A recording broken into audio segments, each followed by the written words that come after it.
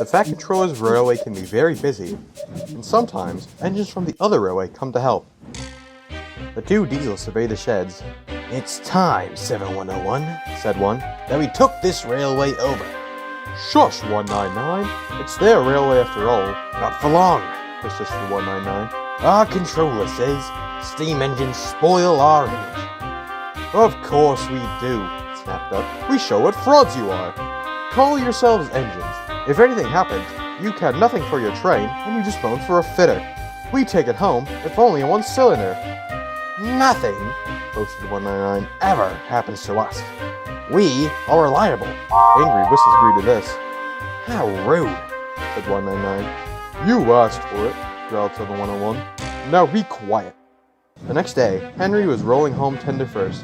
"I'm a failed engine," he moaned. "Driver says I can't go forward until I'm fixed. However," he continued, "I have steam, and I can still go in reverse. Now everyone will laugh at me." Henry puffed down the line and came across 199 with a goods train. "Worse and worse," thought Henry. "Now old Reliable will laugh at me too." The signalman shouted, "For pity's sake, take this spam can away. It's failed. The express is behind, and all this one does is moan for a fitter." "Spam can?" fumed 199. "I'm—" "Quiet," snapped the signalman, "or I'll take my tin opener to you." 199 subsided at this threat, and Henry pulled the train out of the way. The diesel didn't help. All he did was sulk. The express rushed past with a growl. Henry chuckled. "Look, Spam Can," he said. "There's your little friend." 199 said nothing. He hoped 7101 didn't notice. 7101 hadn't noticed. He had his own troubles. He was crossed with the coaches. They seemed to be getting heavier and heavier. He roared at them, but it did no good. Engines have a pump called an injector. It draws air from the train's brake pipes and keeps the brakes off. If it fails, air leaks in and the brakes come on. Gently at first, then harder and harder. 7101's injector had failed, and the brakes were already leaking on when he passed Henry. He struggled down the line for a while longer until coming to a standstill. "Well, well, well. Did you hear what Signalman said? I thought they'd be laughing at me. Joke's on them," chuckled Henry. "Moving 2 dead diesels and their train," said the driver thoughtfully. "No joke for a failed engine. You think you can do it?" "Well, have a good try," said Henry with spirit. "Anyways, 7101 is better than old Spam Can. Get moving, you!"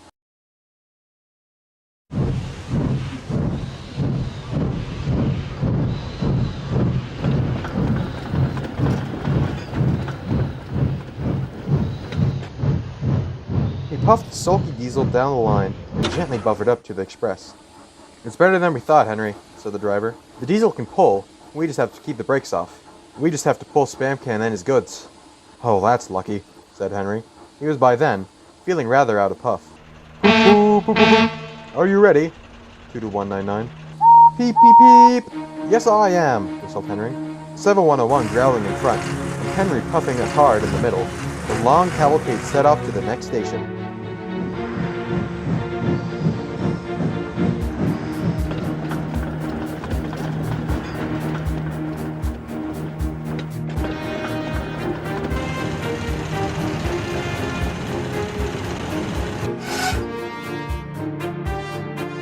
Donald and Gordon were waiting.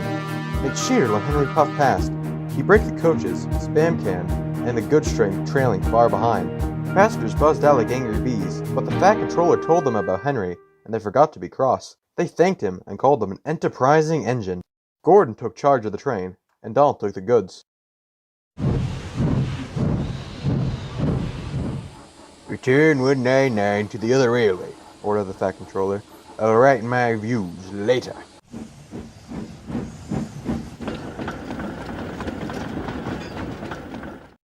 Henry and 7101 went away together.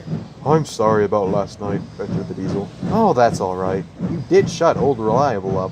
"And," said the diesel mournfully, "made a fool of myself today, too." "Rubbish. A failed injector could happen to anyone. I need repairs, too." "You? Failed?" exclaimed the diesel. "And yet you helped us." His voice trailed off in admiration. "Well," said Henry, "it was an emergency, you know. Trains must get through." 7101 said no more. He had a lot to think about.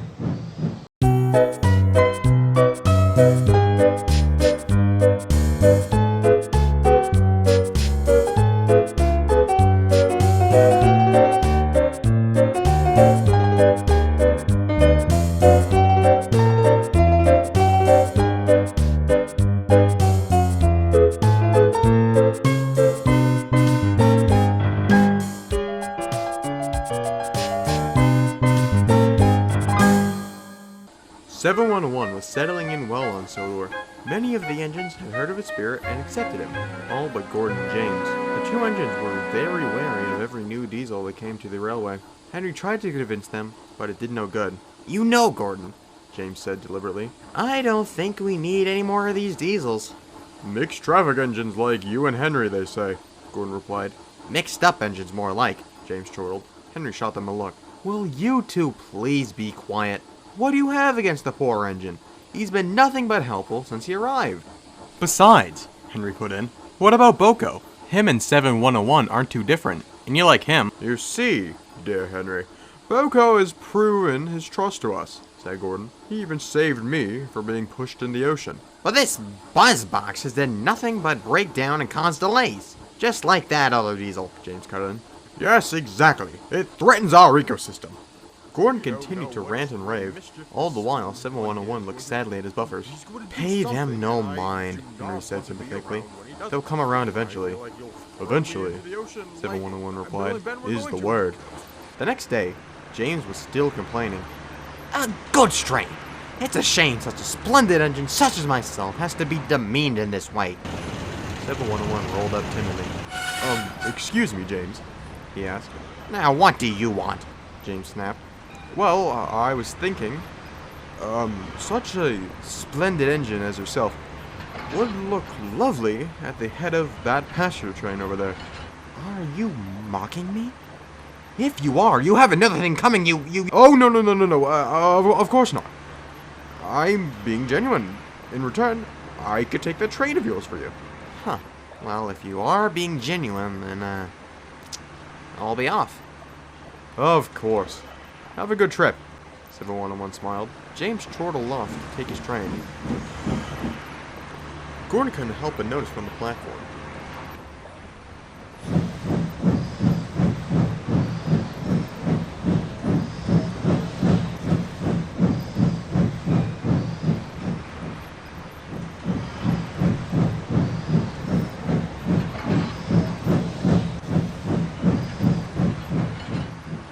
Later that day, Gordon pulled up to 7101.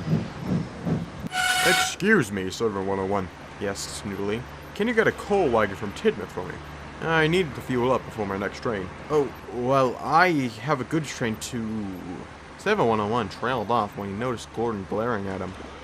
"But I suppose that can wait." "Ah, now that's a good engine. Run along now." Gordon beamed.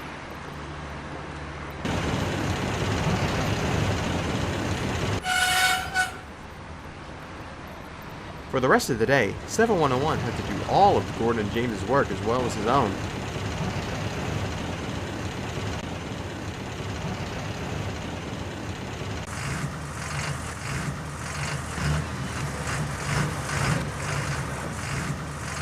And by the end of the week, his engine was growling loudly. He came home on Henry's goods train. "Henry, is it okay if you shunt me in the sheds here?" 7101 asked meekly. "Whatever for?" Henry countered. "Because I don't want Gordon and James to laugh at me. I worked myself too hard." "Well, why did you work yourself so hard?" Henry asked. "I know you had a decent amount of work, but nevertheless." "Well..." 7101 explained the situation. Henry stared, and his face went red with anger. Steam shot from his safety valves. He quickly puffed off to the sheds, where he found two big engines dozing in the setting sun. "You two!" Henry yelled. "Yes, what is it?" Gordon yawned. "You're being awfully loud, Henry. Mind quieting down?"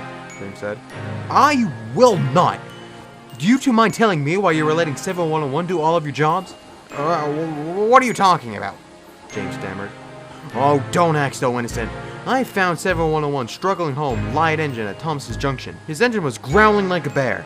He was coupled to my train, and he told me everything. I expected this kind of nonsense from James. But you, Gordon? I expected better." Henry went back to the sheds at Knapford, leaving Gordon and James alone with their thoughts. They were quite ashamed.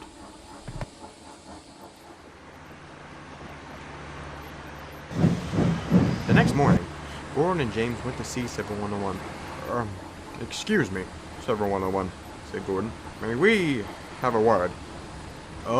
Yes, I suppose, 7101 stammered. We'd like to apologize for the past week. Yes, it was disgraceful. And disgusting. You see, a few years ago, a diesel arrived, causing mistrust, confusion, and delay, Gordon explained. And since then, we've been very wary of every new diesel that arrives, James finished. With that knowledge, I think you can understand why we were apprehensive. And in retrospect, we could have been less abrasive, Gordon continued. Very much so. Will you accept her apology?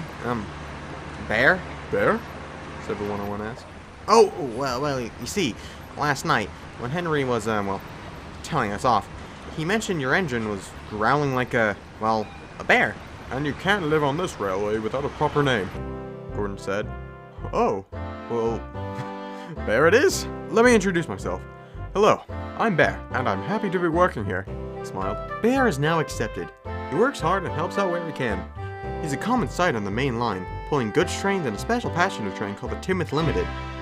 The three big engines know that they will always have a friend in Bear.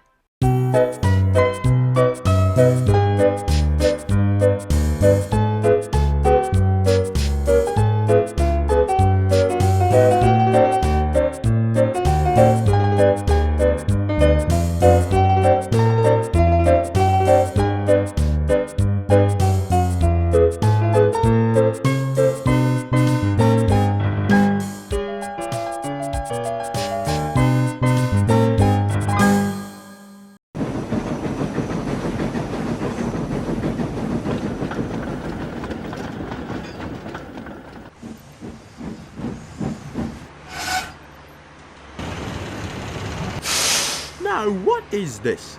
This train is almost an hour late. Don't worry, lad. You see, this one broke down and I brought him here. The station master Crunk should have called ahead. Oh, I see. Well, leave the train there and bring him to the sidings. Right, will do.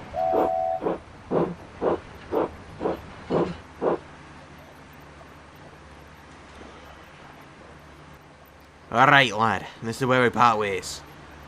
Right.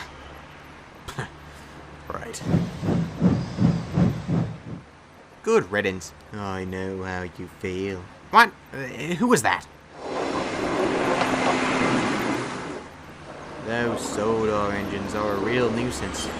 A real plight to our kind. Why are you talking to me? Shove off, you weasel!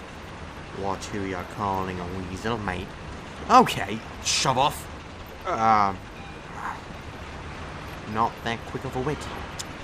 No points taken away from you there. Now, I think you could help me. What are you talking about? You see, I have powerful friends and benefactors. You're just the engine that can help our cause, which is to dieselize Sodor once and for all.